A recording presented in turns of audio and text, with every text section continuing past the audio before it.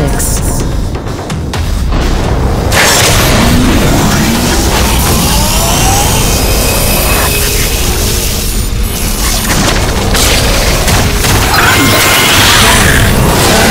Detected. Performing containment analysis. Your cooperation is appreciated. Please remember to report any indigenous life forms within the station to the appropriate zone manager. Have a good day. James, over here! Listen, your resident super genius built some kind of experimental machine that's drawing the acrid here and agitating them more than usual. Why would Covert build something to cause this? You're asking the wrong scientist. See the quarantine room in the center of the lab? Right through the glass there? You blast your way in and put a stop to this mess. We'll keep them off your tail.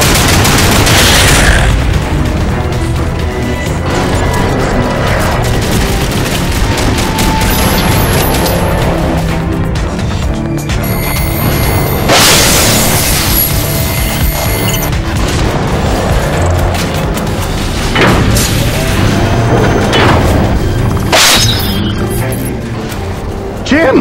Good heavens! How long have you been not dead? Oh, you're just in time to witness my breakthrough. Isn't this spectacular? Look at them all.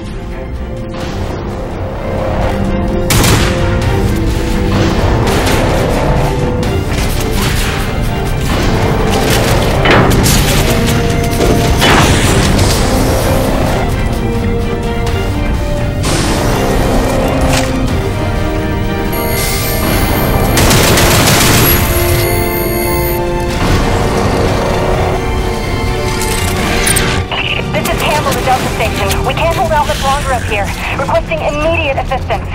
Jim was on his way to stop the cause of all this. Jim, do you copy? I'm working on it, guys.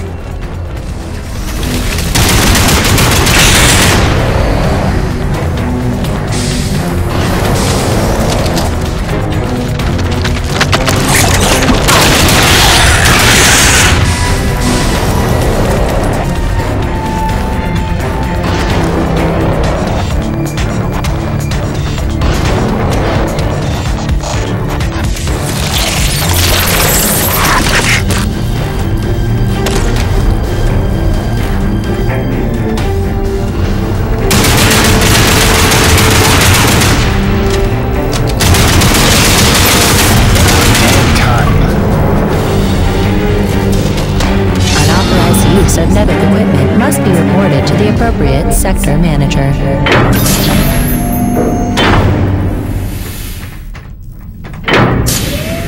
Destroying the prototype was quite unnecessary. I'm sure I only needed to adjust the frequency. Yeah, sorry for the inconvenience.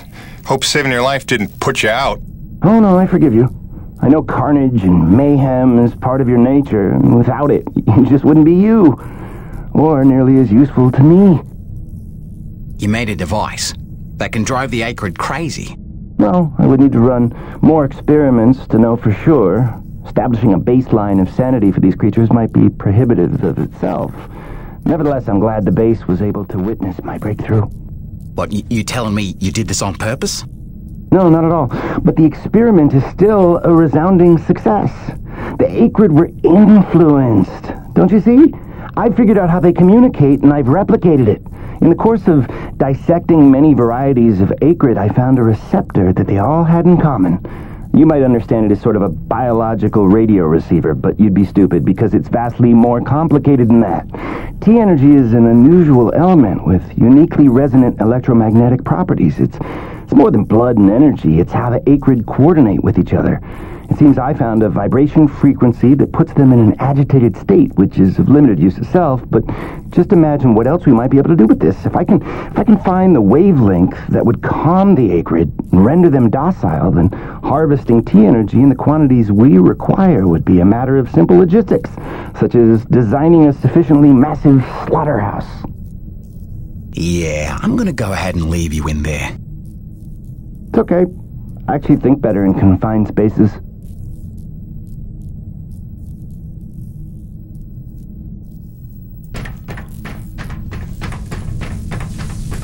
Auxiliary power systems at 30%.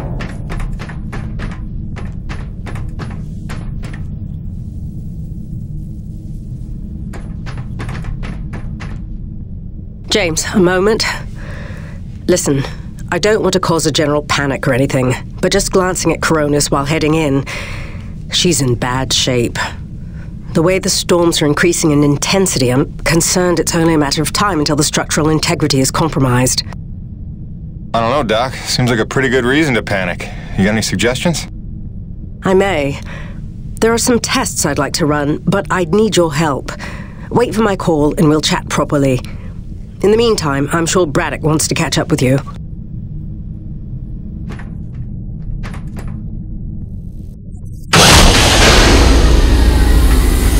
They've stopped. The Acrid are retreating. Looks like Delta Station's in the clear. The swarm is subsiding in the hangar as well. Whatever you did seemed to work, Jim. We're ever thankful. I'm happy to help. Just glad to be back home.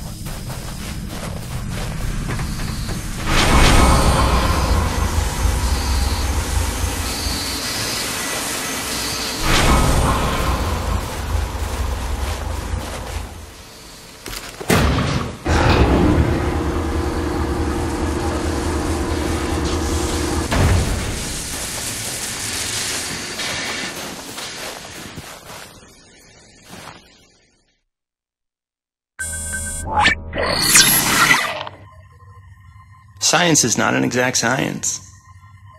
At its best, science is chaotic and unpredictable.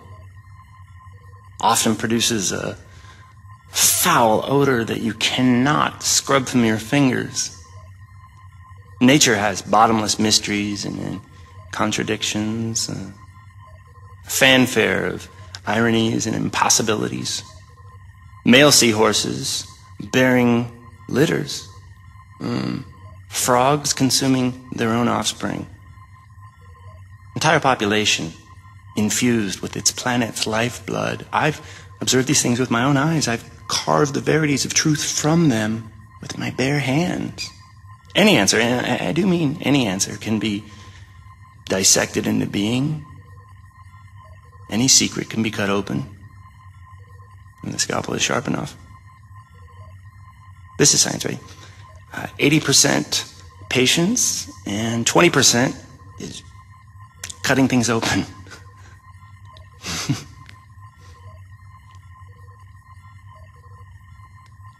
Until next time, Mother.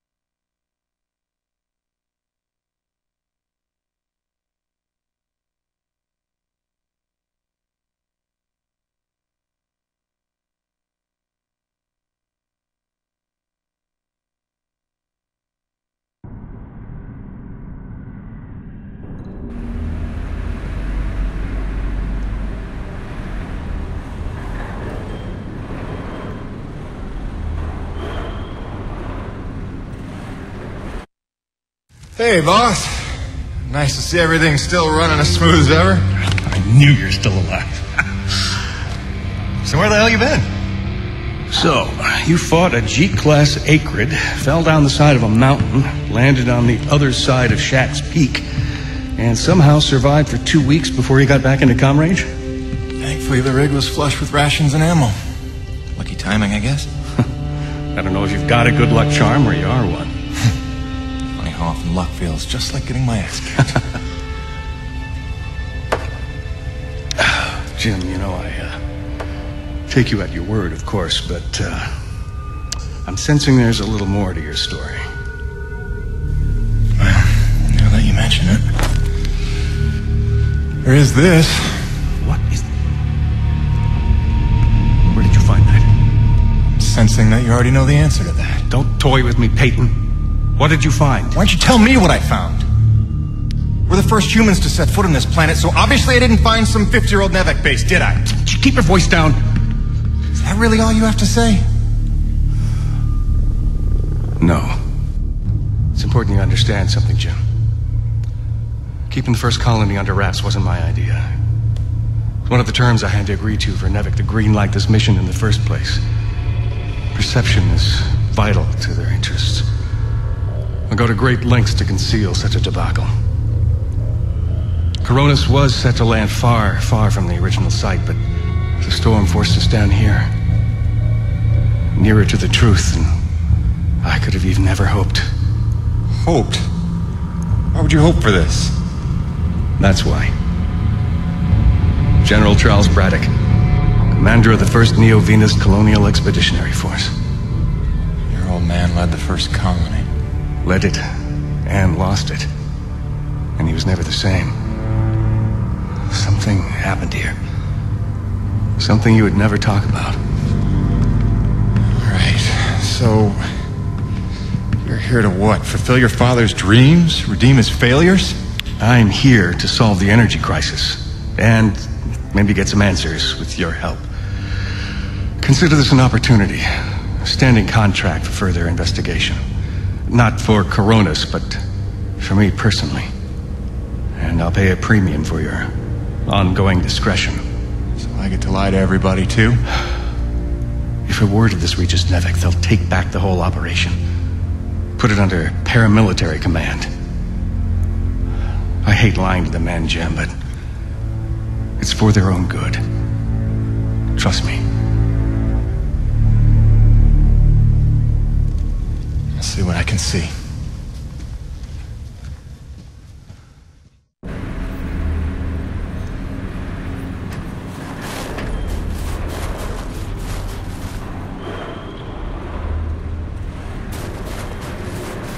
By the way, Jim, a supply drop came in while you were away, and if I'm not mistaken, we got all the parts we need for a couple of major upgrades to your rig. One of them's a gas torch. I've got some contracts for you on the new pipeline, so I need you ready to do some welding. The other upgrade? Well, I'll just let Gale show you that one.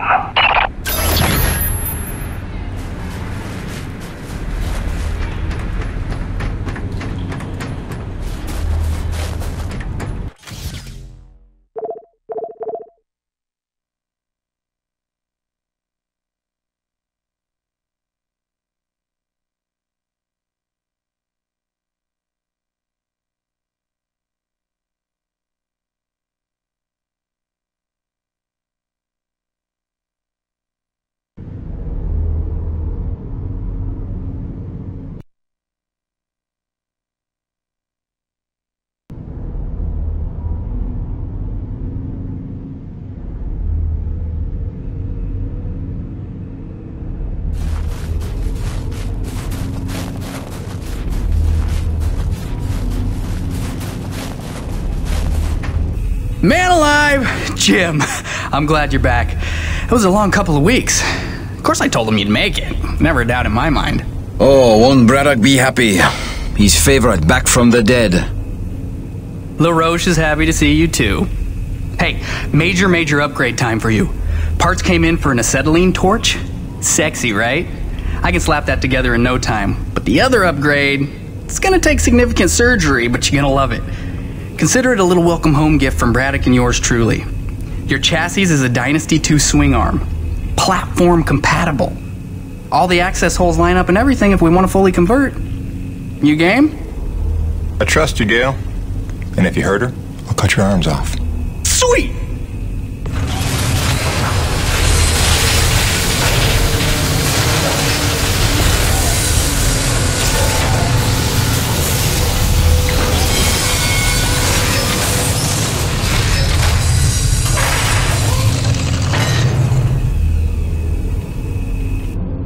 This is it, Jim.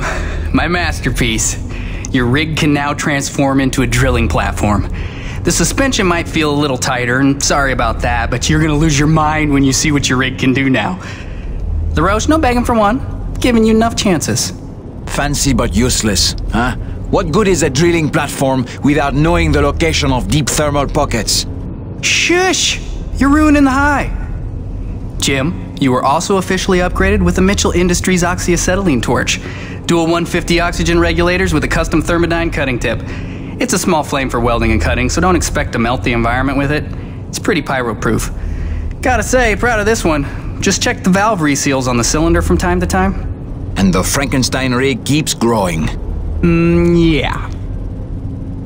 LaRoche, can I have a second alone with Gale? I don't want to be here for this anyway. Au revoir. Listen, Gale, can you look at getting a replacement for this purifier? Dude, this is like 50 years old. I don't think a modern-day replacement would work with wherever this came from. But I can look at repairing it for you.